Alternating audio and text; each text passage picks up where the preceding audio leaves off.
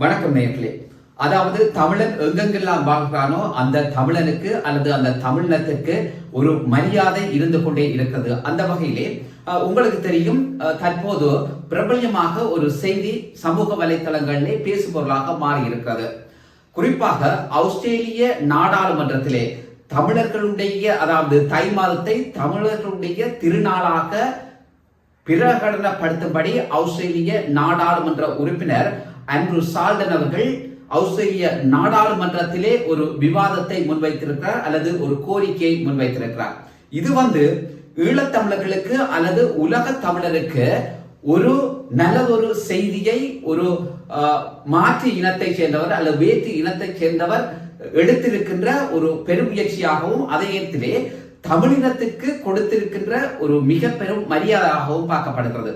குறிப்பாக உங்களுக்கு தெரியும், உலகத்திலே தமிழன் எங்கு வாழ்ந்தாலும் இன்றும் அனாதையாகத்தான் வாழ்ந்து கொண்டிருக்கிறான். ஏனென்றால் தமிழனுக்கு சொல்லி இதுவரைக்கும் எந்த விதமான ஒரு நாடுமே இல்லாத நேரத்தில் தமிழர்கள் நிச்சயமாக நான் ஏற்கனவே சொன்ன போல அகதிகள் போன்றதொரு வாழ்க்கையைத்தான் இன்றைக்கும் வாழ்ந்து கொண்டிருக்கிறோம். அதே நேரத்திலே தமிழர்களுடைய வரலாறு பாரம்பரியம் அந்த தொன்மை என்பது நிச்சயமாக எந்த ஒரு இனத்துக்கும் எந்த ஒரு மதத்துக்கும் இல்லாத அந்த தொன்மையும் அந்த புகழும் அந்த இனிமையும் இந்த தமிழ் மொழிக்கும் அந்த இனத்துக்கும் இருக்கிறது.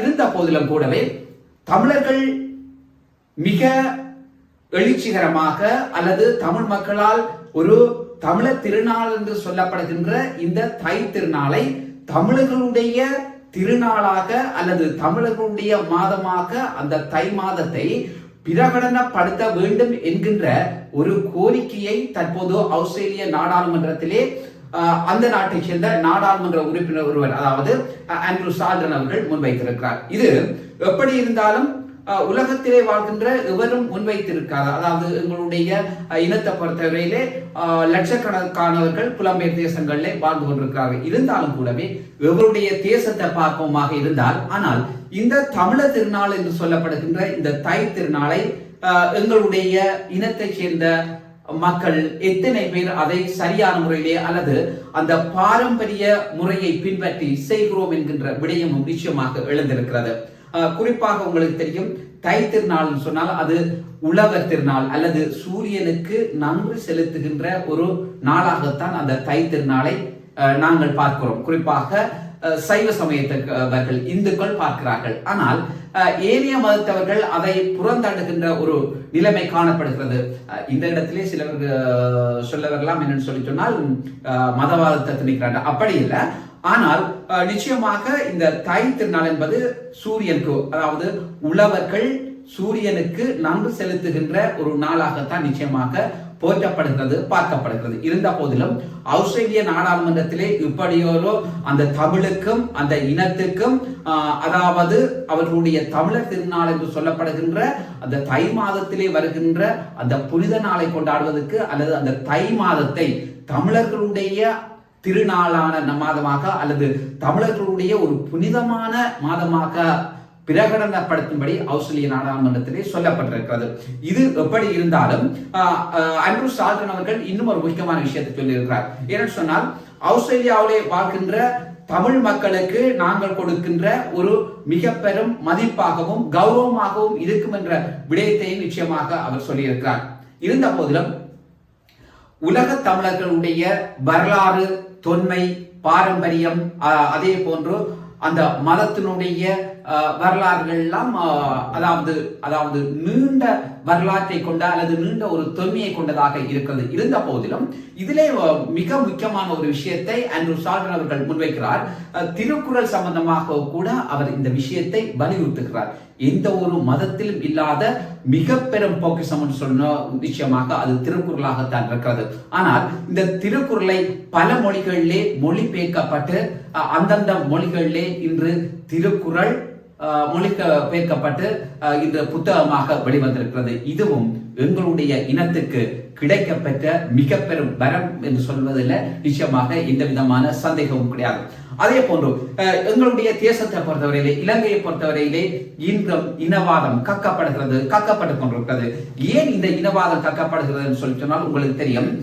அதாவது கடந்த 27ஆம் தேதி மாவீர் நாளை இந்த நாட்டிலே கொண்டாடுவதற்கு அரசாங்கம் எந்த விதமான தடையையும் விதிக்கவில்லை. அதே நேரத்திலே அனுர தலைமையிலான தேசிய மக்கள் சக்தி அரசாங்கம் ஒரு விடயத்தை சொல்லியிருந்தது. விடுதலை புலிகள் சார்ந்த அர்ச்சனைகள் சீருடைகள் தவிர்த்தவர்களை தவிர்த்துக் கொண்டு உங்களுடைய உயிர் நீத்த உறவுகளுக்கு நீங்கள் அஞ்சலி செலுத்த முடியும். அஞ்சலி செலுத்துவதற்கான அந்த உரிமை உங்களுக்கு இருக்கிறது என்பதை இலங்கை அரசாங்கம் வெளிப்படையாக அறிவித்திருந்த. குறிப்பாக இலங்கையினுடைய வெளிவிவகார அமைச்சர் என்று சொல்லப்படுகின்ற விஜித கேரத் அவர்கள் இந்த விடயத்தை மிக தெளிவாக சொல்லியிருக்கிறார். அதே நேரம் தற்போது ஒரு புரளியை கிளப்பி இருக்கின்றார் முன்னாள் ஜேவிபியிலிருந்து பிரிந்து சென்ற விமல் வீரவன்ச அவர்கள். ஆனால் அவர் இம்முறையும் நாடாளுமன்ற பொது தேர்தலில் போட்டியிட்டு மக்களால் நிராகரிக்கப்பட்ட ஒருத்தராக இருக்கின்றார். ஆனால் அவர் மிக பெரும் ஒரு இனவாதி. ஜேவிபி கட்சியிலே ஆரம்பத்திலே இருந்த மிக பெரும் இனவாதிகளில் மிக முக்கியமான ஒரு இனவாதியாக விமல் வீரவன்ச பார்க்கப்படுகிறார்.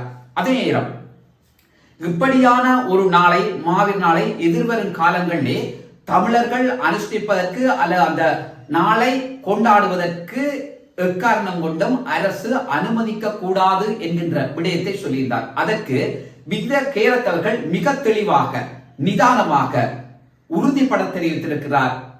ஒரு இலங்கையிலே இனவாதம் மதவாதம் தழைத்தோங்கியதன் பிரகாரம் தான் இந்த நாட்டிலே இன்றைக்கு பிரிவிதவாதம் வந்திருக்கிறது. ஆனால் மீண்டும் இனவாதத்தை தூண்டாமல், அதாவது இறந்தவர்களை கொண்டாடுவதற்கு அல்லது இறந்தவர்களுக்கு அஞ்சலி செலுத்துவதற்கு இந்த நாட்டிலே நிச்சயமாக உரிமை இருக்கிறது. அந்த உரிமையை அந்த இனத்தை சேர்ந்தவர்கள் அவர்கள் அனுஷ்டிப்பதற்கு எந்த விதமான தடையும் இல்லை.